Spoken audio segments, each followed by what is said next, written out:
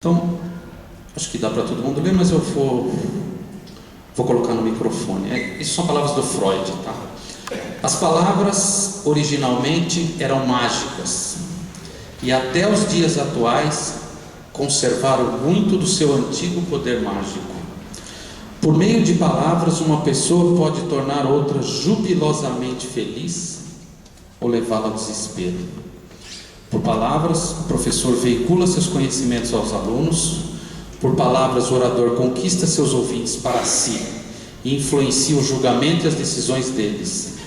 Palavras suscitam afeto e são, de modo geral, o meio de mútua influência entre os homens. Assim, não depreciaremos o uso das palavras na psicoterapia e nos agradará ouvir as palavras trocadas entre o analista e seu paciente. As palavras suscitam afetos. As palavras causam coisas na gente. Elas não são gratuitas e elas não são desprovidas de uma certa energia em volta delas.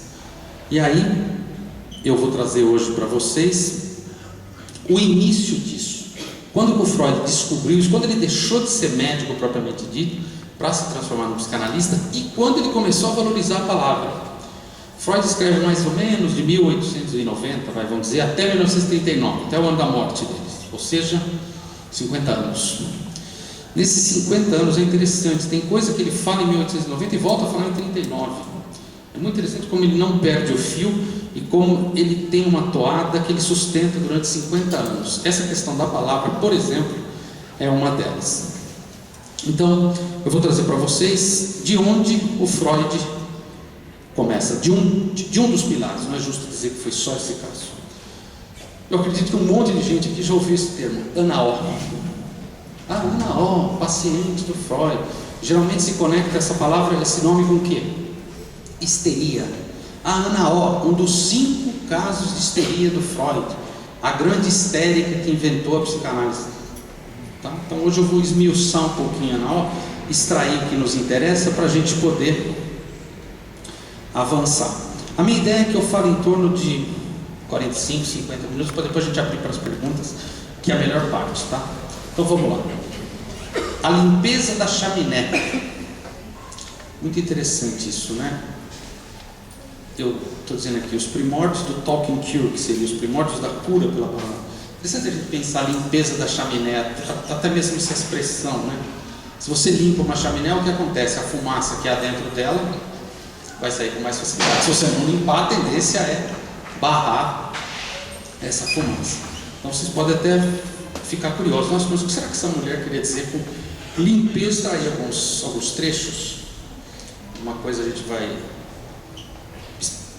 pensar literalmente a partir das palavras do Freud, outras coisas eu coloquei em forma de tópicos. Mas eu acho interessante marcar esse começo do Freud, porque Freud, mesmo como médico em 1880, sei lá, 90, olha como ele tinha uma sensibilidade, eu diria até poética, né? Olha que bonito como ele a descreve antes do que ele chama de adoecimento. Nesse momento ele ainda pensava a histeria como uma doença mesmo, ele usava o termo de incubação, a histeria estava incubada. Interessante, né? Depois ele muda isso, mas olha que interessante. A própria paciente fora sempre saudável até então e não havia mostrado nenhum sinal de neurose durante seu período de crescimento. Era dotada de grande inteligência e aprendia as coisas com impressionante rapidez e intuição aguçada. Possuía um intelecto poderoso que teria sido capaz de assimilar um sólido acervo mental e que dele necessitava, embora não o recebesse desde que saíra da escola. Interessante o Freud escrever assim, ela não saiu da escola. A escola impediu que ela continuasse por ela ser mulher, é diferente. Quem lê só essa parte fala, nossa, ela saiu da escola, puxa que coisa. Não, na verdade a escola impediu que ela continuasse. Ana tinha grandes dotes poéticos e imaginativos, que estavam sob um controle de um agudo e crítico bom senso. Agora vem a melhor parte, isso aqui é muito legal. Graças a esta última qualidade, ela era inteiramente não sugestionável. sendo influenciada apenas por argumentos e nunca por meras asserções. Sua força de vontade era vigorosa, tenaz e persistente. Algumas vezes chegava ao extremo da obstinação, que só cedia pela bondade e consideração para com outras pessoas. Por que vocês acham que o Freud está dizendo que ela não era sugestionável? Por uma razão muito simples. Nesse momento, junto com o Breuer, ele ainda valorizava, mas desconfiava a hipnose. Ele falava, eu posso sugestionar uma pessoa, por meio dessa sugestão ela me fornece elementos para me entender o que aconteceu num passado. Então eu vou achar a razão do trauma lá no passado, e a hora que eu chegar e eu explicar para ela a razão do trauma, acabou o problema. Freud era muito ingênuo nesse momento, e muito honesto de admitir isso. Evidente que não se trata disso. Depois ele demole toda essa hipótese, mas nesse momento o que ele está tateando? Não são todas as pessoas hipnotizáveis. O que é uma sugestão, gente? Acho que é importante deixar isso claro. Sei lá, quando a gente vai, por exemplo, numa cartomante, ela pode te sugerir coisas, concorda? Eu sei porque você veio aqui. Você já começa isso. Você deve ter alguma questão no amor. Mas você já... Todo mundo tem questão no amor. Ou no trabalho.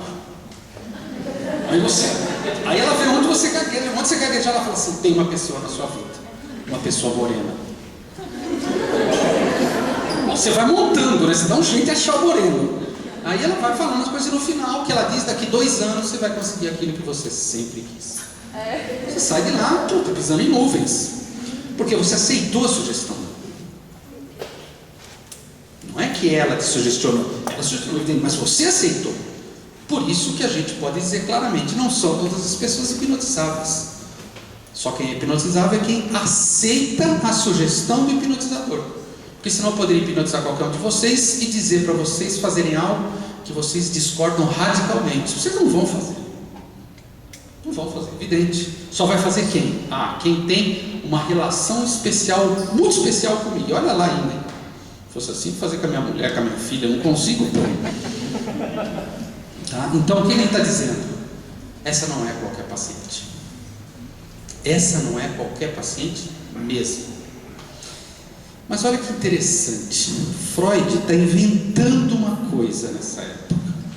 Uma coisa, ele até fala num certo momento da obra dele, ele falou, estou inventando uma coisa que vai tomar espaço na cabeça das pessoas. Olha a prova. Sexta-feira, 8 da noite, 100 pessoas aqui. Não, 101, né? Porque eu também estou aqui.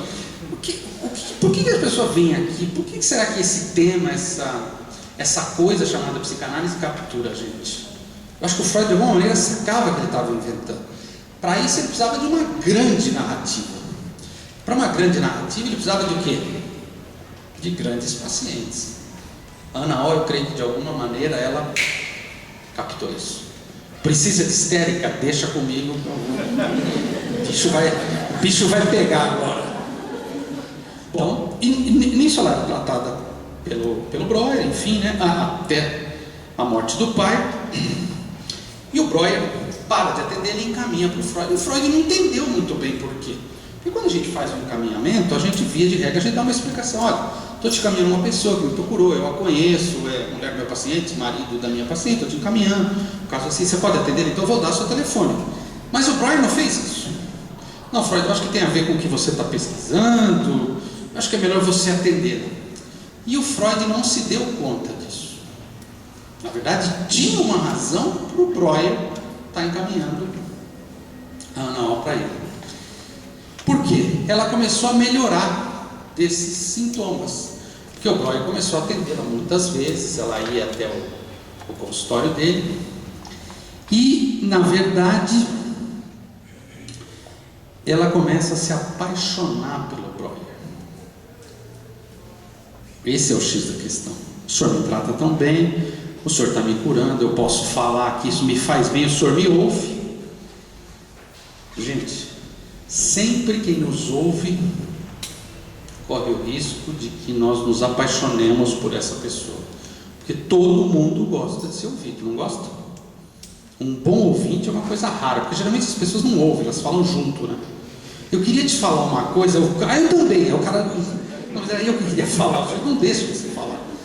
E é interessante, né? Às vezes você, eu não sei se você já percebeu isso, você pede opinião para eu queria a sua opinião, aí o cara fica assim, fala. Então eu tô com um problema. Quando você vai começar a contar, não, você não devia fazer assim. Não, mas deixa eu acabar, larga desse homem, mas não, deixa eu acabar a história. Não, ele não te merece, não é assim.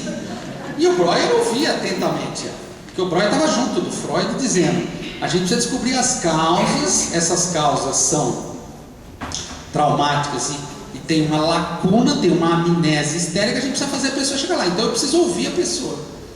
Então quando a gente ouve atentamente alguém, tem o risco de que a pessoa comece a gostar muito disso e se apaixone, e foi o que aconteceu. Como que o Breuer